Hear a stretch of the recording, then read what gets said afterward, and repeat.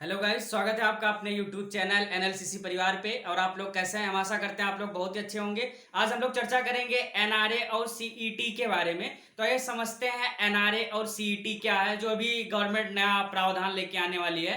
तो एनआरए और सीईटी के बारे में हम लोग इस वीडियो में चर्चा करेंगे। तो आप लोगों से रिक्वेस्ट है कि वीडियो के अंत तक बने रहिए, आपको मैं पूरी जानकारी दूंगा कि एनआरए और सीईटी क्या है।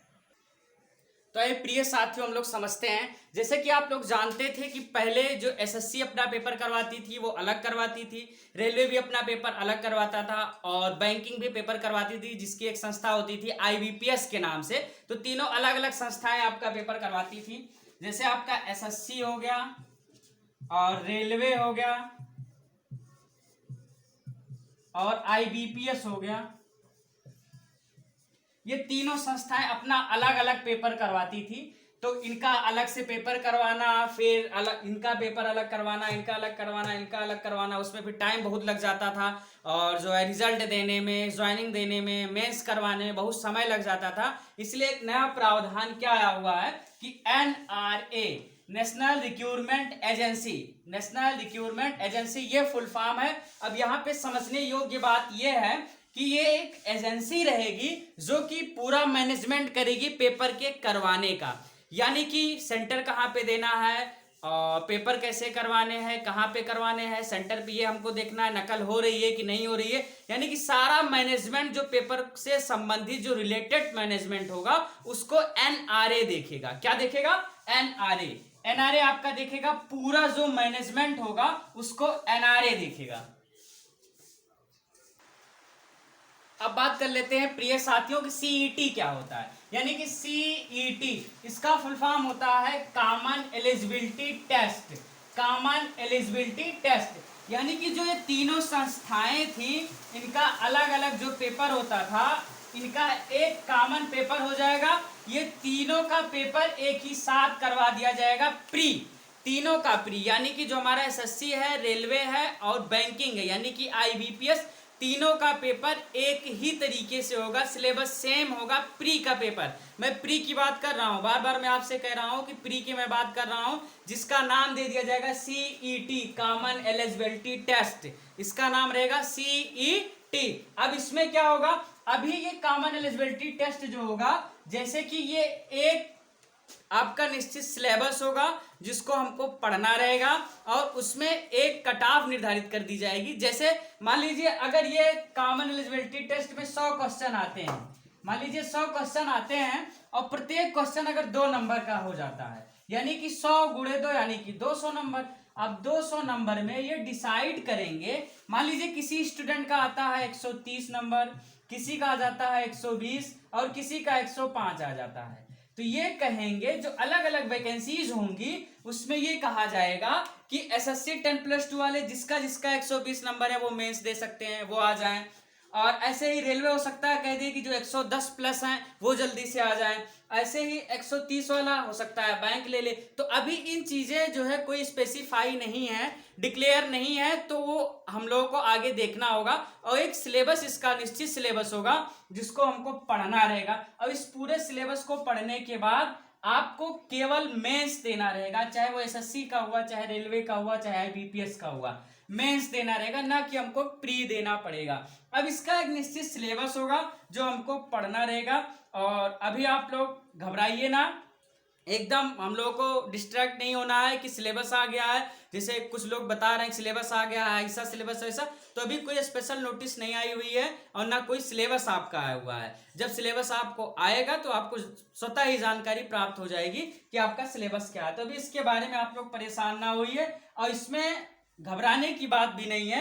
अच्छी बात है कि जो हम लोग पेपर एसएससी का अलग देते थे, रेलवे का अलग देते थे, बैंकिंग का अलग देते थे, अरे सिंपल सी बात है यार कि एसएससी का अगर मान लीजिए हमको देना है 10+2 देना है तो हम उसका फॉर्म भरते थे, फिर उसका पेपर देने किसी शहर में जाते थे, कहीं सेंटर पड़ता था, उसका आने जाने का खर्चा, सारी चीजें अलग, फिर उसी का हम रेलवे का फिर देते थे, फिर आईबीपीएस का देते थे। तो इन सब से तो हमको छुटकारा मिलेगा ही कि एक ही पेपर देने के बाद हम किसी का भी मेंस दे सकते हैं। तो ये बहुत ही अच्छी बात है, अगर ये चीज लागू होता है तो आने वाले समय में बहुत ही अच्छी बात है। चलिए तो ये प्रिय साथियों हम लोग समझ लेते हैं कि जो ये बिंदु दिए गए हैं, जो इसके बारे में हम लोग समझ लेते हैं। जैसे मान लीजिए आपका दिया गया सबसे पहले लागू, तो ये कब से लागू होगा, सीईटी कब से लागू होगा, तो इसका आंसर है आपका 2021 से लागू होगा। कब से लागू होगा, 2021 से।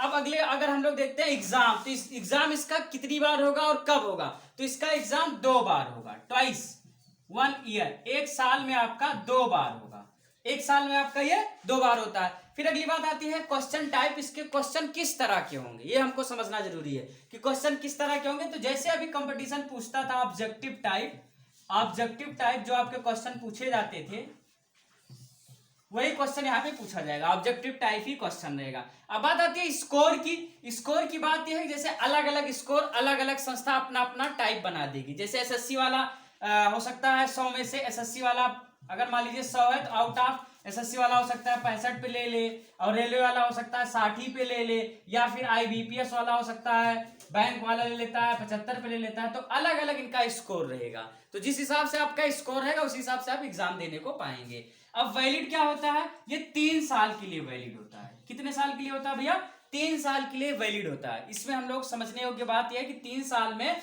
अगर हम एक बार इसको क्वालिफाई कर लेते हैं, एक बार दे लेते हैं, तो 3 साल के लिए वैलिड रहेगा। लेकिन यहाँ पे ये समझना जरूरी है कि अगर मान लीजिए आज अब की बार जो हमने कॉमन एलिजिबिलिटी टेस्ट दिया था उसमें हमारा नंबर अच्छा नहीं था, हमारा स्कोर अच्छा नहीं था, तो हम फिर से भी दे सकते हैं। ऐसा नहीं कि एक बार आप दे चुके तो आपका चांस खत्म हो गया, फिर से भी आप दे सकते हैं। और आपका क्या चांस, तो वही हमने आपको बताया, जब तक आपकी एज लिमिट है, जो भी एज लिमिट है अभी कंफर्म नहीं किया गया है, तो जो भी आपकी एज लिमिट होगी उसके अंतर्गत आप चाहे जितनी बार दे सकते हैं, जब तक आपका अच्छा स्कोर नहीं आ जाता तब तक आप दे सकते हैं।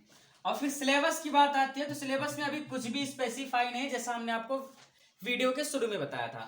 तो ये आपका सिलेबस जो है ये आप अभी स्पेसिफाई नहीं है कि किस सिलेबस से आएगा, क्या आएगा, अभी इसको एजेंसी ने जारी नहीं किया है, तो जब जारी होगा तो हम आपको बताएंगे। अब टाइप ऑफ सीईटी क्या होगा, अब यहाँ पे समझिए टाइप ऑफ सीईटी 3 तरह के होंगे, एक 10th लेवल का होगा, एक 12th लेवल का होगा, और एक ग्रेजुएशन लेवल का होगा।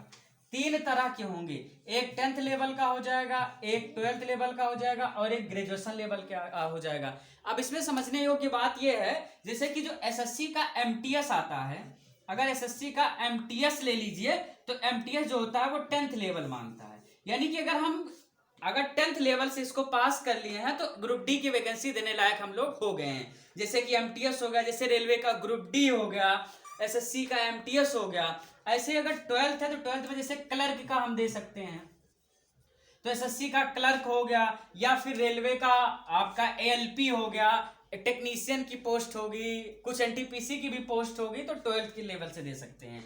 और ग्रेजुएशन में जैसे कि हम आईबीपीएस जो बैंक है उसका पीओ दे सकते हैं, सीजीएल भी दे सकते हैं, जैसे सीजीएल हमारा है तो ग्रेजुएशन से। तो तीनों अलग अलग कैटेगरी में आपको पास करना अनिवार्य होता है, तीनों अलग अलग कैटेगरी में, जो आपका 10th होगा, 12th होगा और ग्रेजुएशन होगा। तो ये 3 तरह से आपके टाइप होंगे सीईटी के। सो गाइस, अगर आपको ये वीडियो पसंद आया है तो प्लीज लाइक करें, शेयर करें और चैनल को सब्सक्राइब करना ना भूलें। अगर आपको किसी भी टॉपिक को पढ़ना है, जैसे कि पूरा फिजिक्स पढ़ना है, केमिस्ट्री पढ़नी है, मैथमेटिक्स पढ़ना है, तो चैनल पर बहुत सारे वीडियो उपलब्ध हैं, उनको भी आप देख सकते हैं, और बहुत ही नए नए वीडियो आने वाले हैं। बहुत बहुत धन्यवाद।